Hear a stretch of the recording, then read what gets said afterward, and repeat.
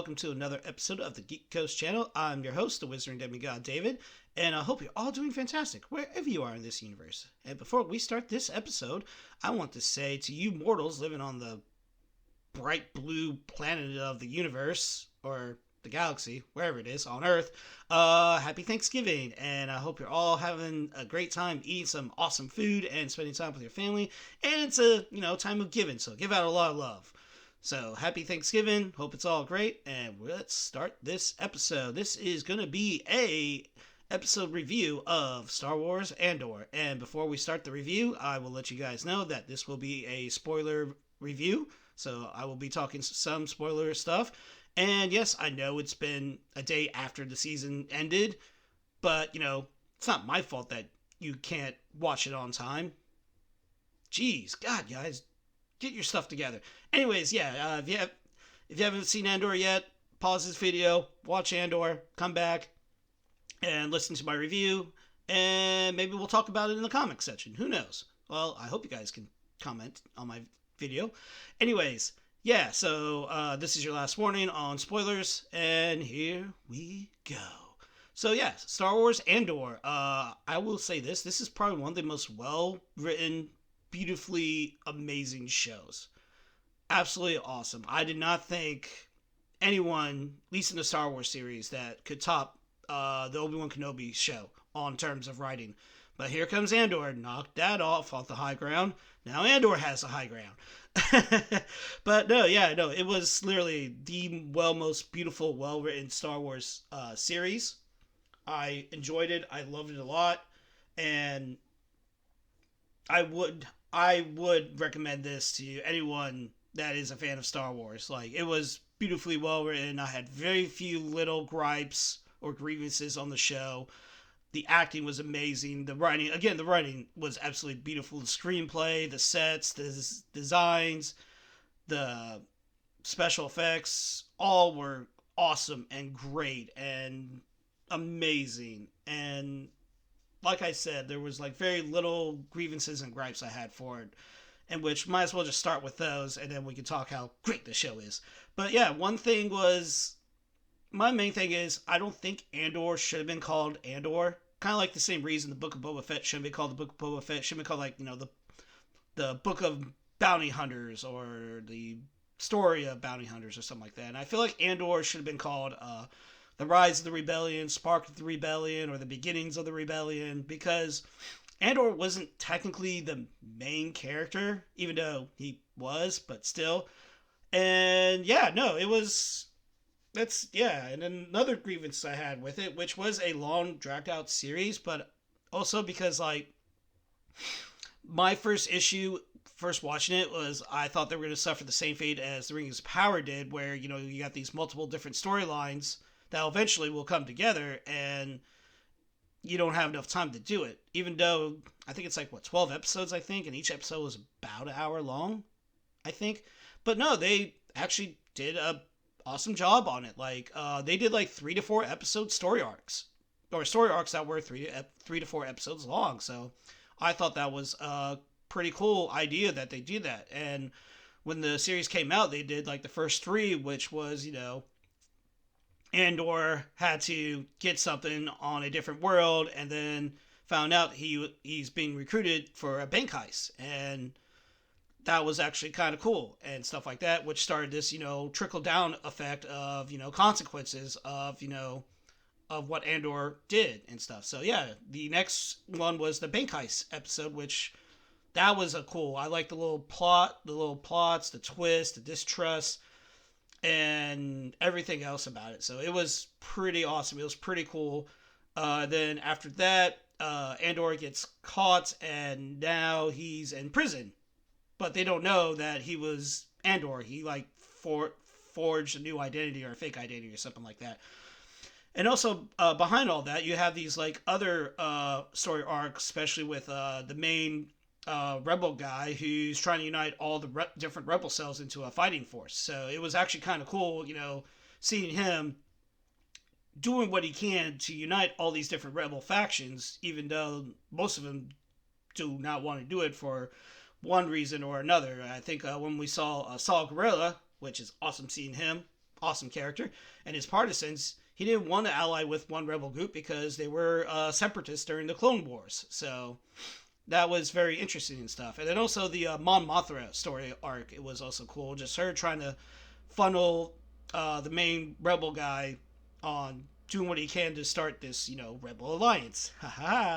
And, trying to find ways to not get caught was actually kind of cool. And I kind of like it, and stuff. And also kind of shows, because she is a senator, too. So, seeing her, trying to do all these political things, talk about the Empire and doing stuff within the Senate, and you just see the Senate really doing nothing now since, it's a empire and stuff. So it was kind of cool and all that stuff. I did enjoy that a lot. And also the prison story arc was also pretty interesting and cool episode. Seeing, yet again, Andy Serkis back in Star Wars, this time in a much better role than he was in that crappy movie Last Jedi. But yeah, no, it was awesome, and the whole prison break was really cool. Again, Andy Serkis, beautiful, awesome actor, and his speech of One Way Out was awesome and cool, and seeing the scenes change from one thing to another, seeing the Imperial Guards actually hiding because they know they're outnumbered by the prisoners, and they don't want to get hurt or die and stuff. They just want a paycheck. If the Empire gives out paychecks. I'm pretty sure they do. I don't know. But yeah, it was really cool. And then the little twist at the end of that story arc is that his character cannot swim. Because he literally thought that, well, I have X amount of days left. I'm gonna be free. I don't care. And then later on found out that, no, you're going to be working until you die. You'll be transferred to another level and you'll be working until you die. So that was, again, really cool, really awesome. And then also the components they were building, you really never know what they are until the end. And we'll talk about that once we reach the end. But yeah, it was really cool. And then later on, you see Andor trying to get back to basically, I guess it's his home planet, and find out that his mom, who kind of freed him / kidnapped him earlier on in the series, she died I think 2 episodes before the finale or something like that. I can't remember exactly. And that little story of her just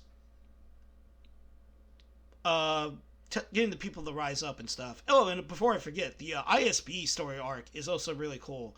Of this one Imperial spy agent who's very ambitious and wants to rise up within the ranks. Seeing her, doing things of possibly for the safety of the Empire, or just her ambition of moving up and being, top dog and stuff like that.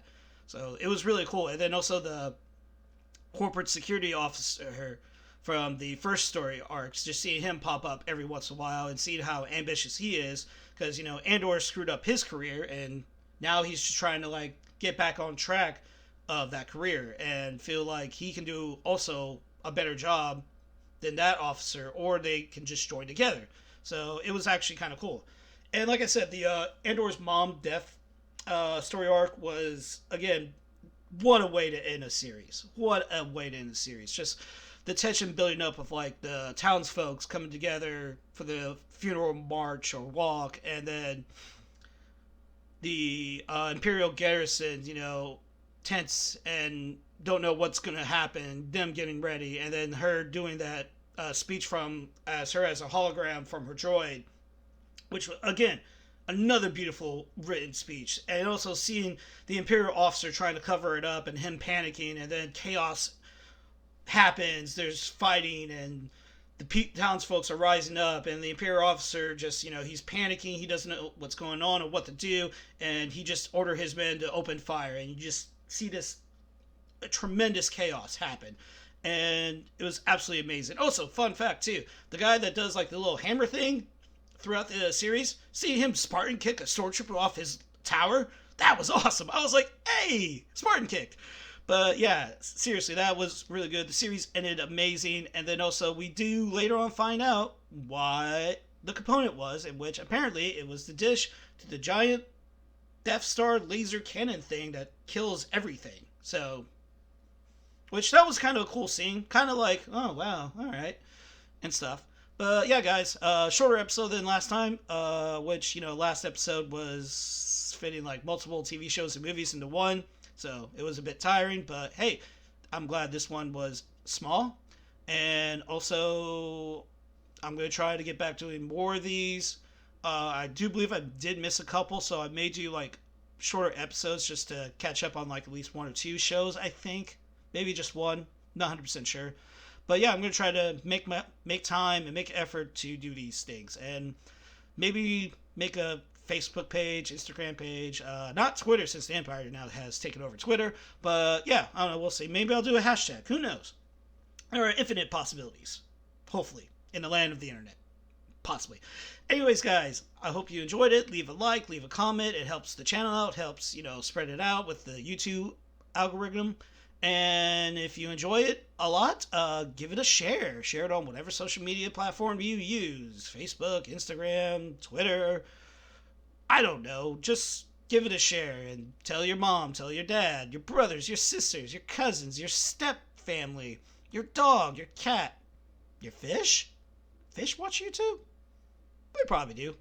It's probably on the internet somewhere. Anyways, guys, I'll catch you guys later. Have a happy and great Thanksgiving. And as always, my friends, stay geeky. Love you all.